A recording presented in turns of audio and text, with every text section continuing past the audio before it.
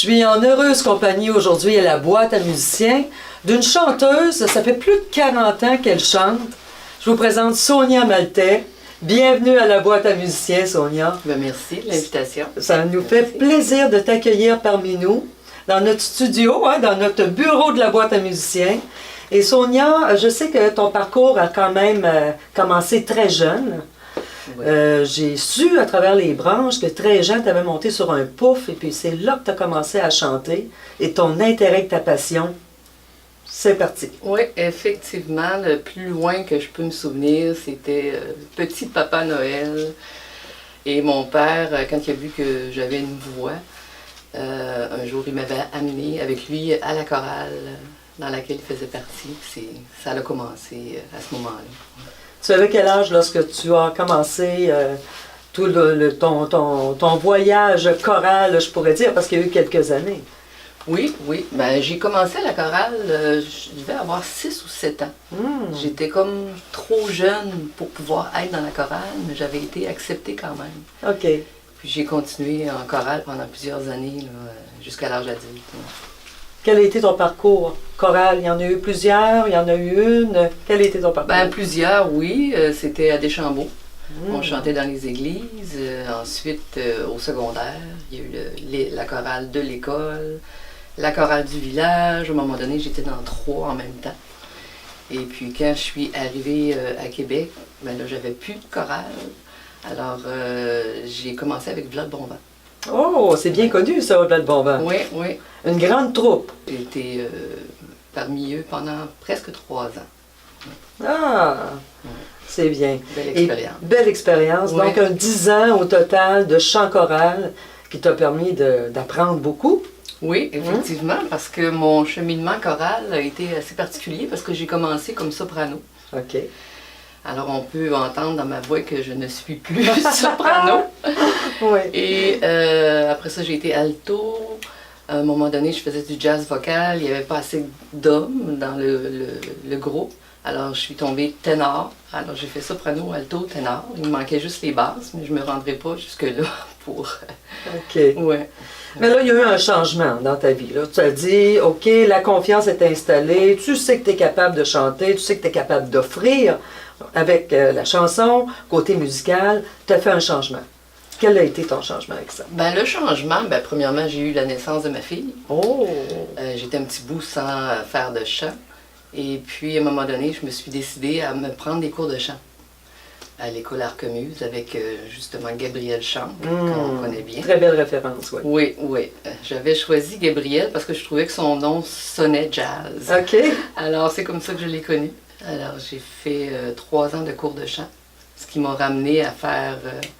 des chants solos devant des gens, au lieu d'être en groupe, là, en chœur. OK, donc tu as appris à faire un vocal plus jazzé à ce moment-là. Avec... Oui, ben, le jazz m'intéressait beaucoup. Et puis, c'était surtout pour travailler ma voix, ramener ma voix plus dans les hautes. OK. Alors, c'était un exercice qu'elle a su relever. Oui. OK, donc tu as exploité par la suite là, le cours que tu as suivi, tu l'as exploité vraiment de beaucoup parce que là, j'ai lu que tu as eu des trucs assez extraordinaires. Si on parle de Cocker Feeling Alright, ça veut dire quoi ça comme groupe maintenant? Ça, c'est un beau cadeau du ciel qui m'est arrivé tout à fait par hasard au travail. Un de mes collègues était venu me voir sachant que je faisais de la musique. Puis il me disait, ça ne te tenterait pas d'être choriste pour Cocker, Feeling Alright. Puis à ce moment-là, je trouvais ça gros. Oui. Mais c'est un rêve que j'ai toujours eu, ça, d'être choriste. Moi, je voulais pas être une chanteuse populaire. Okay. Je voulais accompagner quelqu'un qui est populaire, mais comme choriste. Okay. Donc, profiter de ce que la scène, les gens, le public donnent. Et puis... c'est ça. Alors, Cocker, finalement, 2 mois plus tard, ce fameux collègue-là vient me voir en me disant « Tu m'aimeras peut-être pas. » J'ai envoyé ta chanson au directeur musical de Cocker, puis il dit qu'il va t'appeler. Wow! Alors, ça a commencé comme ça. Wow! Ouais. Qu'est-ce que ça t'a amené? Il y a eu une suite avec ça? Oui. J'ai passé l'entrevue, ils m'ont accepté. Ça, c'était au mois d'octobre. octobre. Et le 6 janvier suivant, il y avait un spectacle de prévu. Donc, il fallait que j'apprenne le spectacle au complet. Le répertoire. Le répertoire que je connaissais. Il y avait peut-être 3 chansons que je connaissais plus ou moins. OK. Mais c'était pas quelque chose qui me faisait peur parce que j'étais habituée de faire du chant choral. Donc, ce bagage-là m'a servi. Absolument. Oui. Ouais. Le chant, chanter dans une chorale, ça nous permet d'apprendre énormément sur nos voix et à faire les voix. Oui, l'oreille, ça travaille beaucoup l'oreille aussi, les harmonies. Oui. Il y a autre chose de très important avec toi. Tu chantes en duo avec ton conjoint. Oui. Je peux le dire, c'est ton conjoint? Oui, oui. Bon, OK. Mon compagnon. Ton compagnon de vie. Mon complice. Et ça, ici, c'est beau, là. Keep Going. Ouais. C'est avec Keep Going que moi, je t'ai connue à chanter et connaître aussi ton conjoint en tant que guitariste. Mais vous faites un duo extraordinaire musicalement. On dirait qu'il y a plusieurs guitares. Quand on peut l'appeler Jocelyn. Oui. OK. Quand Jocelyn joue, on dirait qu'il y a plusieurs guitares, une belle harmonisation. Qu'est-ce que c'est ça? C'est ta carte d'affaires? Oui. Oui. C'est un rêve qu'on avait d'enregistrer en studio. Et puis, on a une première composition, C'est rêve dans ma tête, qui est partie de quelques accords de guitare un dimanche matin. Et j'avais demandé à Jocelyn, c'est quoi cette chanson-là? C'est de qui? Alors il me dit, je viens de sortir ça, c'est de moi. C'est un cadeau qu'il te fait. Oui. Oh. Puis, je suis allée chercher mon téléphone, j'ai dit, il faut l'enregistrer pour ne pas l'oublier. Alors en l'écoutant, la mélodie est venue. Et puis par la suite, la mélodie, les accords m'inspiraient des endroits. C'est toujours comme ça qu'une musique m'inspire. Soit l'été, la mer, un voyage.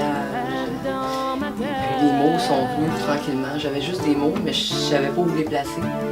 Et puis en prenant un café au travail, j'ai écrit la chanson d'un trait. J'ai envoyé ça à Jocelyn. Et puis c'est parti de là. On a dit on va l'enregistrer. Très belle photo d'ailleurs. Hein? On voit ici le CD qui est quand même bien graffé, coloré. Hein? Oui, bien coloré. Donc ici, c'est vraiment une carte d'affaires. C'est pas un CD qui est à vendre, mais quand même, si tu as affaire à vendre votre produit, c'est ça que je peux dire, tout est là-dedans. Ouais. Au nombre de 6 chansons. Oui, 6 ou 7. 6 ou 7, qui sont tous des compositions? Non, on a C'est rêve dans ma tête qui est une composition. Les autres, c'est des reprises de chansons bien connues comme Oh Darling, Au bord du lac Bijou de Zachary Richard. Mais vraiment à la sauce Keep Going. Ouais. Tu as toujours des rêves? Oui. Toujours? C'est pour ça ces rêves dans ma tête. Je suis souvent dans ma tête, effectivement. Oui. Je sais, Sonia, que tu es une personne passionnée de la musique. C'est en toi depuis toujours. Ça ne peut pas sortir de toi, cette musique-là? Non.